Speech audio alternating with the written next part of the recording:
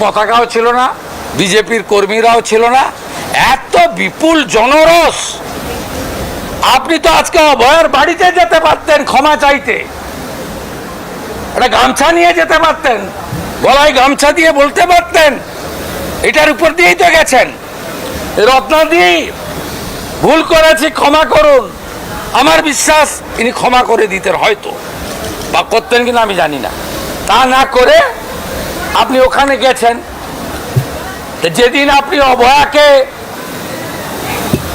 একটা স্টেট হসপিটালের ভিতরে মেরেছিলেন, প্রমাণ লুপাট করতে গেছিলেন, 10 লাখ টাকা দিয়ে কিনতে গেছিলেন, সেদিন আপনার গাড়িতে কাদা মাখাবে না কি ফুল ছুড়বে? এরপর আর কি বক্তব্য থাকতে পারে? আমি শক্তিদার কাছে আসি, আমি তারপরে অভিজিৎদার কাছে আসবো। শক্তিদা, এই মন্তব্যের পর আর কি মনে হয়? দেখুন, আজকে 2020 সাল পর্যন্ত আজকের যিনি মুখ্যমন্ত্রী তাকে আমরা দেখেছি দূরদর্শন এবং বিভিন্ন প্রচার মাধ্যমে তিনিও ঘুষ হাতে করে নিয়েছেন, টাকা নিয়েছেন।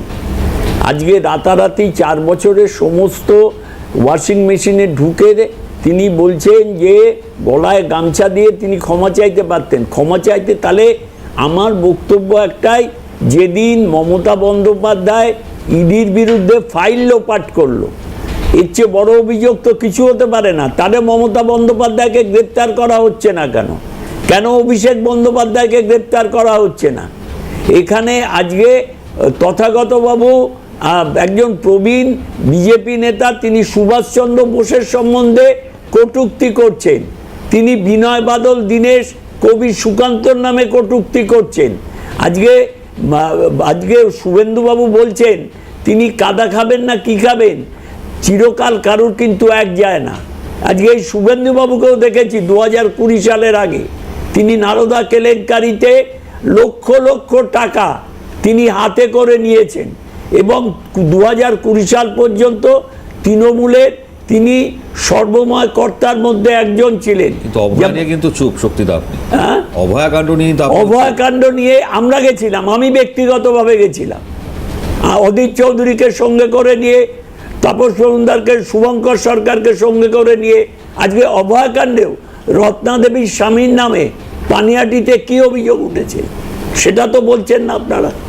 আজকে যদি কেউ তার একজন কারাগারের মধ্যে যদি বন্দি অবস্থায় কেউ মারা যায়, তার মানে ওয়াইফ একজন কাউন্সিলর, আমি ধরে নিচ্ছি সে সমস্ত দুর্নীতির সঙ্গে যুক্ত, তার জন্য আইন আছে, বিচার আছে, আদালত আছে।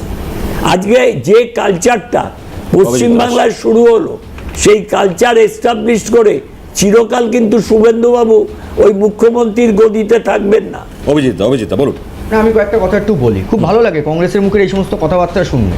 দেখুন, যে কর্তব্য মার্গ, সেখানে নেতাজি সুভাষচন্দ্র বসু স্ট্যাচু কে বসিয়েছে? ভারতীয় জনতা পার্টি। আর এই নেতাজি সুভাষচন্দ্র বসুকে ভারতবর্ষের ইতিহাস থেকে কারা মানে পুরোপুরি গায়েব করতে চেয়েছিল? এই কংগ্রেস। আমি একটা ছোট্ট মানে একটা কোট দিচ্ছি, সুভাষচন্দ্র বসু যদি দেশে ঢোকে, আমি হব সেই প্রথম ব্যক্তি যে সুভাষচন্দ্র বসুর বিরুদ্ধে তরবারি হাতে ওনার বিরুদ্ধে লড়াই করব, কারণ সুভাষচন্দ্র দেশদ্রোহী। কে বলেছেন? জওহরলাল নেহেরু, কংগ্রেসের নেতা। ঠিক আছে, বলতে এই তো শুরু হয়ে গেল। আমি আপনার সঙ্গে কিন্তু ডিস্টার্ব করিনি, আমি আপনার সঙ্গে ডিস্টার্ব করিনি না, আমি আপনার সঙ্গে ডিস্টার্ব করিনি। আপনারা বিকৃতি করেছেন ইতিহাসকে, এটা আপনাদের কালচার, এটা আপনাদের কালচার। আপনারা সুভাষচন্দ্র বসুকে দেশ বলেছেন, আমরা সুভাষচন্দ্র বসুর ফাইল ডিক্লাসিফাই করেছি। প্রথম কথা। দ্বিতীয় কথা, দাঁড়ান আমাকে বলতে দিন, আমি আপনাকে বলতে দিন। এই যে উনি আজকে বড় বড় কথা বলছেন, হ্যাঁ, অভয় নিয়ে তো কোনো মুখ খুলছেন না, উনি তৃণমূলের গুণগান করছেন। করবে না, তৃণমূলের গুণগান করবে না কেন? 2011 সালে তৃণমূলকে তেরাই নিয়ে এসেছিল কংগ্রেস ভারতবর্ষের মাটিতে, পশ্চিমবঙ্গে আপনাদের এনেছে, আপনাদের এনেছে কংগ্রেস। আজকে কংগ্রেস বড় বড় কথা বলছে, আর আমাদেরকে শিখতে হবে কংগ্রেসের কাছ থেকে, গণতন্ত্র কাকে বলে, বিজেপির কাছ থেকে শিখতে হবে। না না, আপনাকে তো শেখাচ্ছি না, মানুষ জানে, যার জন্য তো একখানা সিট পেয়েছেন গতবার, সারা ভারতবর্ষে এবারে একটা সিট পেয়েছে।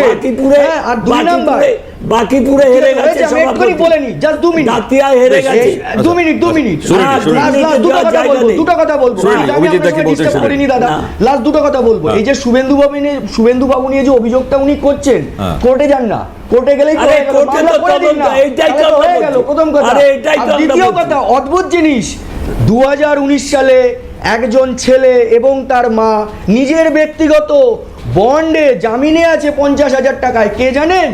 রাহুল গান্ধী, সোনিয়া গান্ধী। আরে রাহুল তার মানেটা গান্ধীর কি দাঁড়ালো? লোকের যোগ্য। মানুষ সব বোঝে। আরে রাহুল এরা আবার গান্ধী বলছে নাকি আপনার বিজেপি লোকের- চোর। রাহুল অদ্ভুত গান্ধীর কথা। লোকের যোগ্য। নিজেরা ব্যক্তিগতভাবে আরে লোকের বন্ডে যোগ্য। জামিনে আছে। রাহুল মানে গান্ধী নিজেরাই স্বীকার করছে লোকের যোগ্য। যে আমরা কি। তারপরে আরে আসুন। সবথেকে বড় চোরের আরে পার্টি রাহুল হচ্ছে গান্ধী- গিয়ে আরে কংগ্রেস। রাহুল এবং আমি গান্ধী- আপনাকে ছোট্ট করে আরে বেশ, রাহুল বেশ, গান্ধীর বেশ। লোকের যোগ্য। না না ঠিক ঠিক ঠিক আমি ছোট্ট করে লোকের বলে দিই, যোগ্য। ছোট্ট করে বলে দিই। আরে কত 2G হাজার scam, কোটি টাকা, coal 10,000 scam, কোটি টাকা DLF কে scam, চুরি করেছে? কত scam, Adani A to Z, আম্বানিদের scam এর কে নাম হচ্ছে দিচ্ছে? কংগ্রেস। আদানি কংগ্রেসের আম্বানিদের ইতিহাস যদি শুরু কে করি, টাকা দিচ্ছে? আপনার পুরো প্রোগ্রাম আরে, শেষ হয়ে যাবে। আরে কংগ্রেস আপনার- আর আরে চোর, কংগ্রেসের দুটো না। সমর্থক। আরে এই ভারতবর্ষে আপনাদের শেষ। যারা যে 2029 ব্যক্তি আর ন্যাশনালিস্ট খুঁজে ছিলেন, পাওয়া অথবা যাবে না। দেশের জন্য কিছু করতে 2029 চেয়েছেন, ঠিক আছে। সবাই